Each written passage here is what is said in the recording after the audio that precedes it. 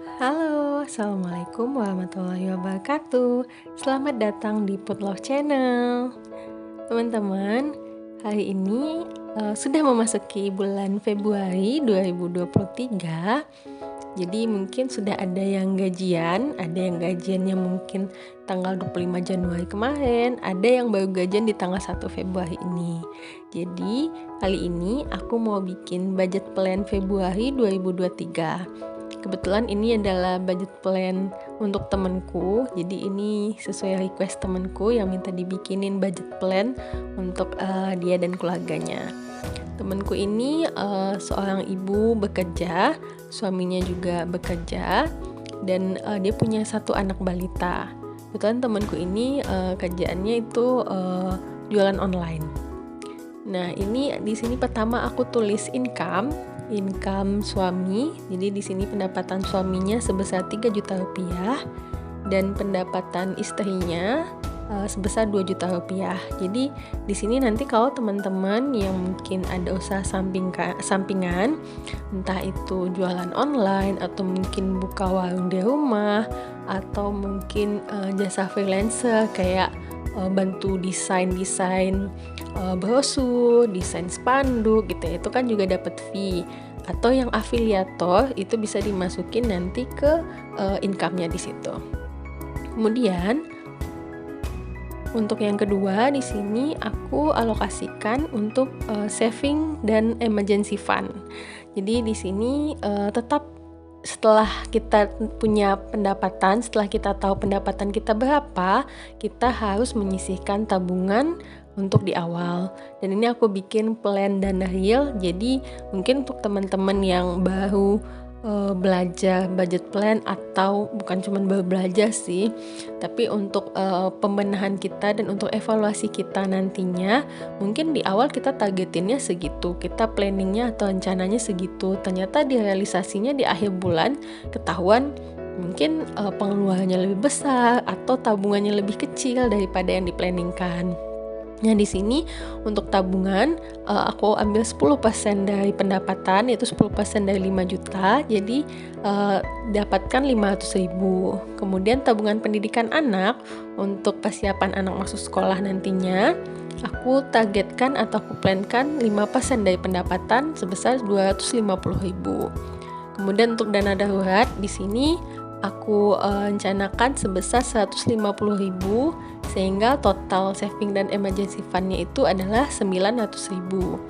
Nah, dari income tadi sebesar 5 juta dan saving and emergency fund-nya itu 900.000, sisanya ada 4.100.000. Jadi maksimal 4.100.000 inilah yang seharusnya boleh kita gunakan untuk pengeluaran. Jadi untuk kehidupan sehari-hari lah ya istilahnya. Nah, di sini aku alokasikan dulu untuk hal-hal yang sifatnya fix atau udah tetap. Jadi tiap bulannya angkanya kurang lebih segitu, hampir sama. Di sini aku bikin dulu budget untuk orang tua 500.000 dan untuk listrik dan gas sebesar 300.000. Ini tetap sama ya kayak tadi kita bikin plan and real-nya. Jadi planningnya berapa, realisasinya nanti berapa. Kemudian untuk air pump 35.000. Kemudian untuk air minum karena dia pakai air galon itu budgetnya 100.000 rupiah. Kemudian untuk paket internet untuk suami istri 200.000. Oh ya, di sini temanku tinggal di rumah orang tuanya, jadi dia nggak keluarin uang sewa ya teman-teman. Terus untuk bensin sebanyak 200.000. Dan karena temanku ini punya anak balita, jadi aku alokasikan kebutuhan anak 800.000. Jadi di sini ada uang untuk susu, untuk popok, terus juga untuk minyak telon, sabun, shampoo gitu ya. Dan karena temanku ini anaknya lagi toilet training, jadi kemungkinan budget untuk popok nantinya di kebutuhan anak ini akan kurang. Nah, itu nanti bisa disimpan untuk kebutuhan anak yang lain. Misalnya mungkin pengen beli baju anak nih, pengen diperbarui gitu ya, atau bajunya udah nggak muat karena anak-anak kan cepet gede badannya ya, tahu-tahu udah pendek celananya. Jadi itu bisa dari kebutuhan anak ini. atau yang ternyata anaknya nggak doyan minum susu formula, itu juga bisa dikurangin budgetnya. Kemudian untuk jajan anak, karena anak balita udah mulai jajan-jajan ya. Jadi di sini aku budgetin 200.000. Mungkin untuk tips hematnya bagi teman-teman, untuk jajan anak itu bisa dibeli di grosiran atau pas teman-teman belanja bulanan, itu beli aja buat anaknya. Jadi di stok di rumah. Jadi kalau aku pribadi nih ya, ini pengalaman aku, anakku tuh nggak diajarin jajan, ayo kita ke warung pergi jajan, ayo kita ini. Jadi kita nyetok di rumah jajanan-jajanannya, cemilan-cemilannya. Jadi dia makannya yang udah disetok aja, atau kalau stoknya habis baru itu dibeli. Terus di sini aku budgetin untuk belanja bulanan, untuk sambal, saus, untuk beras, gula dan lain-lain itu 500.000. Belanja mingguan 800.000 dengan rinciannya 200.000 per minggu. Ini untuk lauk pauk, sayur dan segala macam. Kemudian untuk jajan, ya mungkin kadang-kadang pengen jajan gorengan, pengen jajan cilok gitu ya. Jadi ini aku budgetin 250.000.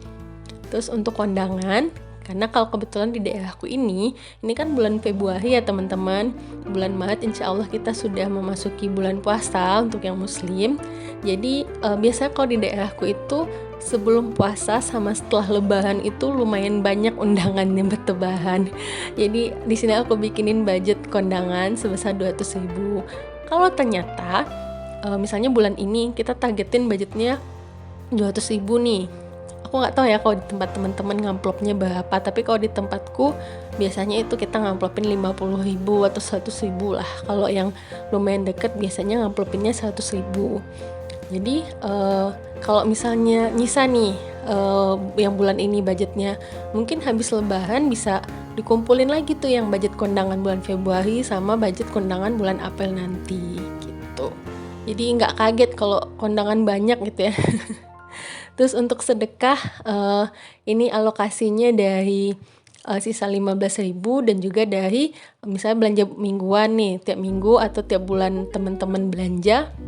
Pas bulanan, belanja bulanan maksud aku, pas belanja bulanan nanti kan ada sisa tuh, sisa mau berapapun itu langsung dimasukin ke alokasi sedekah. Atau kalau teman-teman udah belanja mingguan, nanti kan mingguannya targetnya 200.000, ternyata pas belanja mingguan cuman habis misalnya 180.000, nah 20.000-nya lagi itu dialokasikan untuk sedekah gitu. Tapi kalau ada teman-teman yang mau mengalokasikan dana untuk sedekah juga boleh. Balik lagi ini disesuaikan dengan kebutuhan teman-teman dan disesuaikan dengan kondisi ekonomi kita masing-masing. Aku nggak mematok teman-teman harus begini, harus begitu. Cuman mungkin cara ini cocok untuk temanku ini, mungkin tidak untuk teman-teman dengan kondisi keuangan teman-teman, kondisi kebutuhan teman-teman gitu. Jadi jangan dijadiin ini acuan pasti ya teman-teman, tetap sesuaikan dengan kebutuhan dan kondisi teman-teman semuanya. Aku juga bukan ahli keuangan, jadi aku cuman menggunakan kebiasaan aku aja gitu. Jadi mungkin kalau ada yang nggak cocok nanti bisa teman-teman modifikasi aja. Oke teman-teman, terima kasih udah nonton video aku. Jangan lupa like, comment, share, dan subscribe. Assalamualaikum warahmatullahi wabarakatuh.